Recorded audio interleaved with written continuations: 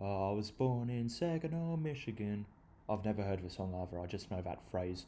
But Saginaw County is part of the 35th Senate District in Michigan. And the reason I want to talk about this today is that there will be a special election in this seat coming up in the next couple of months. Couple of weeks. So it was a Republican seat for many years. And then in 2022, which was by no means a blue wave year, it was a Republican leaning year, the Republican actually did not manage to win the seat. Now, I don't know what the change in boundaries were from 2018, but this is generally not a Republican leaning seat.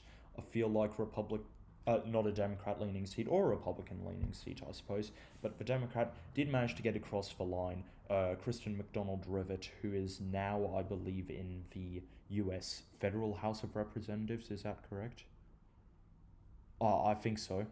And therefore the seat is now vacant. So who is going to hold the seat? So Michigan is very important this Senate election. The Democrats are trying to win back the Senate. However, to do so, they need to make sure they don't lose Michigan, which is perhaps their most vulnerable Senate seat. There's a strong Republican challenger and currently a divided Democratic primary field, which I have to make a video on soon because that is going to be a very interesting primary leading to a very interesting Senate race. However, if we want to see the broad strength of the Democratic Party, we have to look at is this going to shift? Now, let me be clear.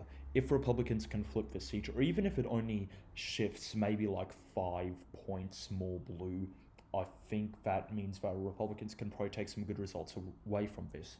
However, we've seen Democrats frequently getting 10, 20, sometimes 30-point shifts in many state legislative special elections and in some state legislative elections like we saw in Virginia, like we saw in New Jersey at the end of last year.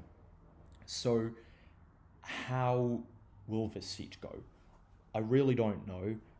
Looking at the seat, I'm not too familiar with the way Michigan is. It doesn't seem to be in a particularly wealthy or deprived area. It seems to be quite middle of a road. That's probably why it's such a close seat. I think that the Democrats have just got enough of a strong campaign at the moment. I think this will end up like 59-41 to the Democrats. I think this should be watched. Maybe the Republicans could run it close. It's quite unlikely they win, but I suppose it is possible.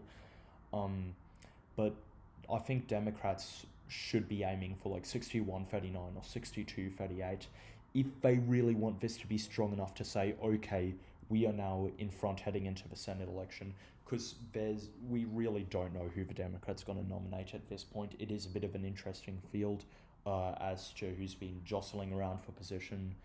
There's three main candidates, each of which have probably been the favorite at one point in campaign. So who's going to win?